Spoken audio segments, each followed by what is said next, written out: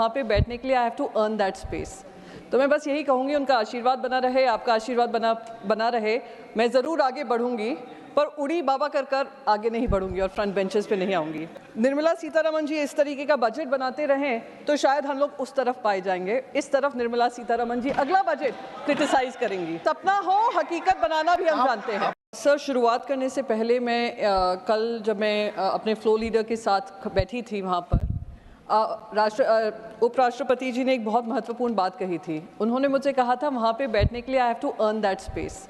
तो मैं बस यही कहूँगी, उनका आशीर्वाद बना रहे, आपका आशीर्वाद बना रहे। मैं ज़रूर आगे बढ़ूँगी, पर उड़ी बाबा कर आगे नहीं बढ़ूँगी और फ्रंट बेंचेस पे नहीं आऊँगी।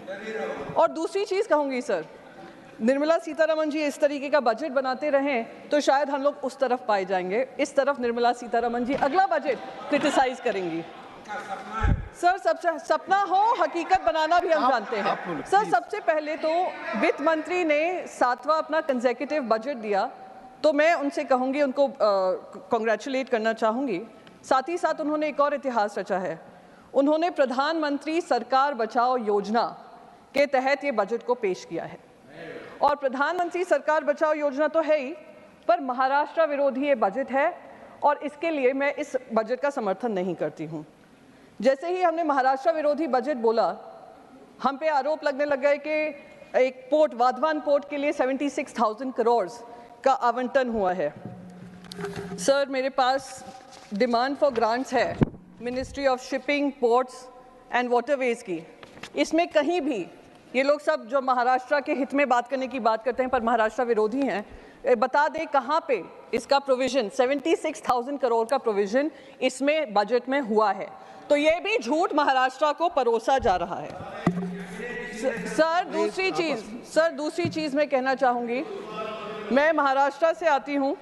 सबसे इम्पोर्टेंट जो आर्थिक राजधानी मुंबई कही जाती है। मुंबई के बारे में भी कहा, कोस्टल रोड दिया, ये दिया, वो दिया। सर, 3 महत्वपूर्ण एजेंसीज़ हैं मुंबई में। एक है बीएमसी, जिसका चुनाव 2 साल से ही नहीं हुआ है। वो मंत्री जो हैं, वहाँ के मुख्यमंत्री हैं, उप मुख्यमंत्री हैं, सब अपनी मनमानी कर रहे हैं और खुली लूट मचाई हुई है।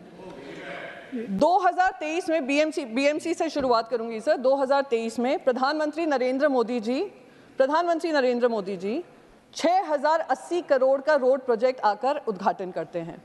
उसमें से एक भी प्रोजेक्ट आज तक कंप्लीट नहीं हुआ है। 2023 की बात कर रही हूँ।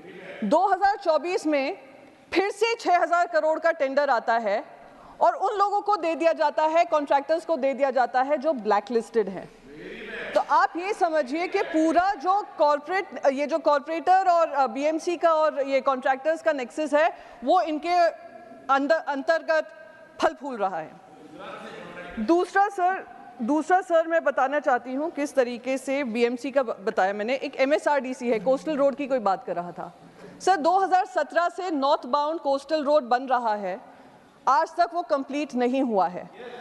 6,700 करोड़ का कॉस्ट एस्केलेशन हुआ है, पर अब तक 2 कॉन्ट्रैक्टर बदल चुके हैं, कोई उस पर काम नहीं हुआ है।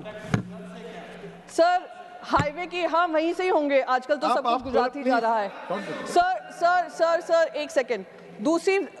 तीसरी इंपॉर्टेंट बात कहना चाहूँगी कि यहाँ पे जो फ्रंट बेंचर हमारे बड़े एक्सपीरियंस महाराष्ट्र के एमपी हैं, उन्होंने कहा हाईवेज तो ऐसी बनी है कि हम लोग सर्राटे से चल देते हैं। Sir, Mumbai Goa highway national highway है, मुंबई नासिक हाईवे और मुंबई अहमदाबाद हाईवे की पिक्चर मैं आपको दिखा रही हूँ। ये है highways to hell. Sir drone camera से पिक्चर ली है। प्लीज यू कैन मैं हटा देती हूँ। आप जो भी आरोप लगाए कहीं आप सब्सटेट कर दीजिएगा यहाँ पे, पर प्लीज हटा दिया सर।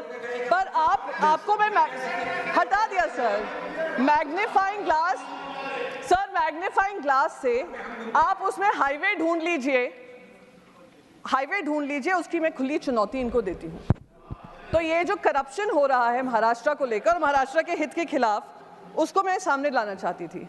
सर, वो धारावी रीडेवलपमेंट प्रोजेक्ट के अंतर्गत वो खुद उद्धव बाला साहेब ठाकरे जी, जो पूर्व मुख्यमंत्री रह चुके हैं और हमारे पार्टी पक्ष प्रमुख हैं, उन्होंने उसका उजागर किया है कि कैसे धारावी रीडेवलपमेंट के अंतर्गत भ्रष्टाचार हो रहा है और लैंड जो है, मुंबई की जो लैंड है, वो ले ली जा रही है। सर, महाराष्ट्र से आती हूँ, इसलिए एक और चीज़ यहाँ पे कहनी पड़ेगी। बार बार 76,000 करोड़ का हवाला दिया जा रहा है। 4 लाख करोड़ 4 लाख करोड़ की जो 17 इंडस्ट्रीज थी जो महाराष्ट्र में आने वाली थी, वो महाराष्ट्र से हटाकर गुजरात भेज दी गई। ये सबसे ज्यादा जो महाराष्ट्र विरोधी काम हुआ है वो इनकी सरकार ने किया है। सर, 17 कोऑपरेटिव बैंक्स हैं। ये कोऑपरेटिव बैंक्स इसलिए इंपॉर्टेंट हैं क्योंकि वो जो किसान हैं, जो बार बार कहा गया यावतमल में सबसे ज्यादा किसानों की मौतें हुई हैं, वो लोन्स जो जाते हैं कोऑपरेटिव बैंक से लेते हैं। 2023 में ही 17 कोऑपरेटिव बैंक्स बंद पड़ गए। सर, बस रैप अप ही कर रही हूँ। लास्ट एक चीज, क्योंकि मुझे महाराष्ट्र पे ही टिके रहना है, क्योंकि महाराष्ट्र को लेकर बहुत अनर्गल बयानबाजी हुई है। सर, लास्ट पॉइंट मेरा ये है कि उन्होंने ये भी कहा कि कैसे उन्होंने इंटर्नशिप प्रोग्राम शुरू किया है। महाराष्ट्र बजट में ये इंटर्नशिप प्रोग्राम आया है। सर, 2014 में स्टेट का जो डेट था 2.8 लाख करोड़ था। इनके आने के बाद 2024 में 9.8 लाख करोड़ हो गया है। वो भी महाराष्ट्र के साथ विश्वासघात कर अपनी राजनीति के चलते ये अनाउंसमेंट्स किए जा रहे हैं। इसी के साथ मैं अपने 2 शब्द खत्म करूंगी। सर, आपने मुझे बोलने का मौका दिया, फिर से आभार व्यक्त करूंगी और इस बजट का मैं पूरी तरीके से विरोध करूंगी क्योंकि ये महाराष्ट्र विरोधी बजट है। न्यूज नेशन अब व्हाट्सएप पर खबरों के ताजा अपडेट के लिए न्यूज नेशन के इस QR कोड को स्कैन करें।